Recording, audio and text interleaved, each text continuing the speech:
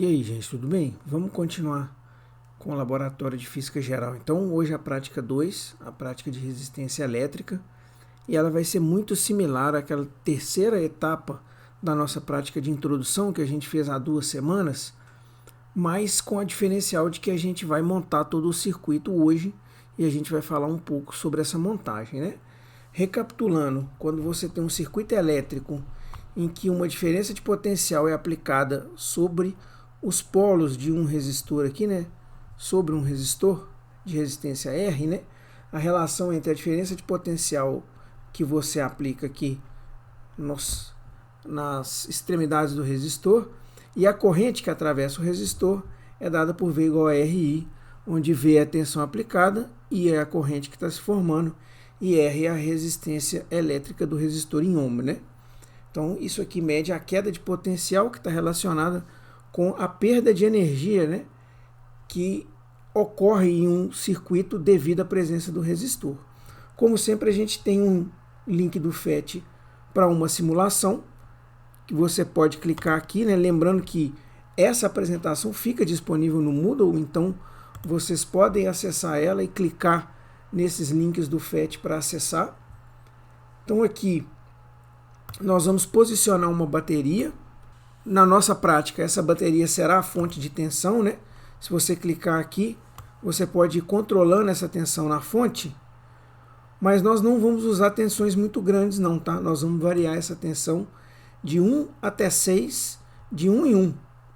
Né? Então eu vou deixar aqui nos 6 volts, vou dar um exemplo com 6 volts, que é o máximo que a gente vai utilizar. Aqui nós temos um resistor, ó. E o interessante dessa simulação é que esse resistor ele segue o código de cores que a gente usa para identificar resistores. Olha lá, eu vou mudando o resistor aqui, o valor da resistência, e as cores lá vão modificando, né? Vamos colocar uma resistência aqui. Vou colocar a resistência aqui um pouquinho maior, mas não significa, vou colocar 60, mas não significa que o seu resistor vai ser de 60 não, tá? É só uma simulação aqui. Então você vai ter essa fonte de tensão que vai te fornecer o valor de V, que vai ser variável, de 1 a 6 volts de 1 em 1. Aqui você tem o resistor, que a gente não sabe quanto que ele vai valer. Eu coloquei aqui 60 só a título de ilustração, para deixar uma corrente um pouco mais baixa. E agora vamos à montagem do circuito, né? Se eu conectar a bateria no resistor por meio de fios condutores, igual eu estou fazendo aqui, ó, eu já vou conseguir estabelecer uma corrente no circuito, né?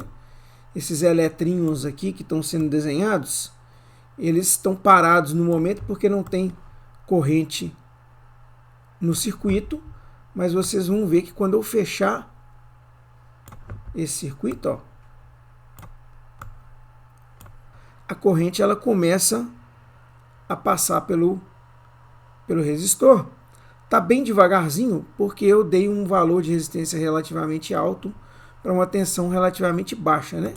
Se eu diminuo um pouco a resistência, vocês vão ver os elétrons caminhar pelo circuito com um pouquinho mais rápido, né?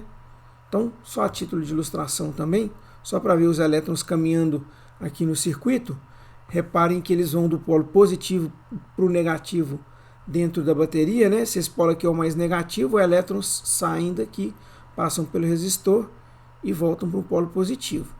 Mas vocês vão notar que eu não coloquei nem o voltímetro e nem o amperímetro no circuito, que são uns instrumentos, né, de medir a tensão V e a corrente I no circuito, né? Para conectar um amperímetro em um circuito, ele nunca pode estar fechado igual esse aqui tal, porque o amperímetro entra sempre em série, né?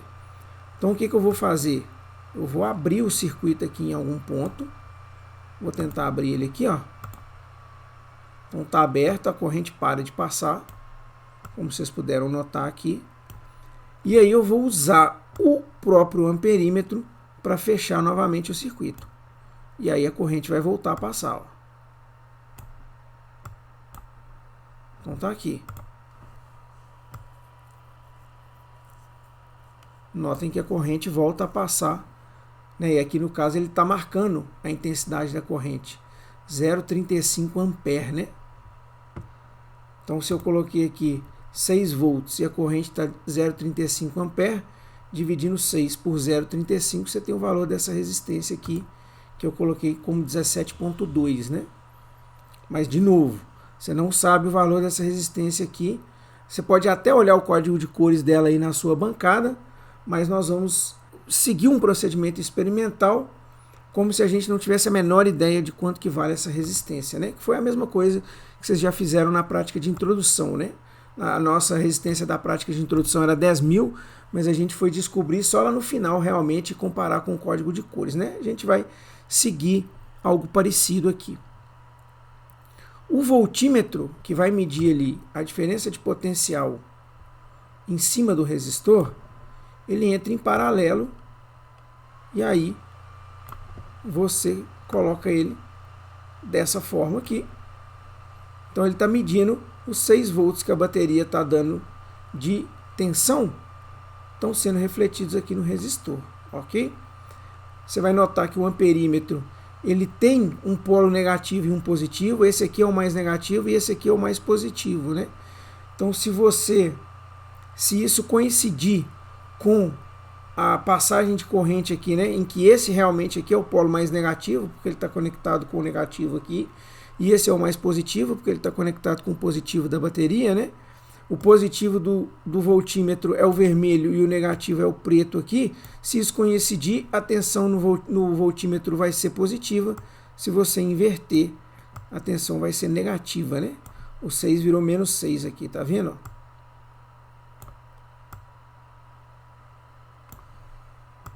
Ok? Mesma coisa pode acontecer aqui no amperímetro, tá? O seu amperímetro aí na bancada vai ter os cabos parecidos com esse voltímetro que estão sendo ilustrados aqui. Se você inverter, você pode ter leitura positiva ou negativa, o que não interfere em nada na sua medição, né? Então essa aqui é a montagem, né? Um diagrama do circuito seria desse jeito aqui, ó: fonte de tensão, resistor, voltímetro, amperímetro em série. Então vocês podem notar que ficou idêntico ao diagrama que vocês têm no roteiro dessa prática, né?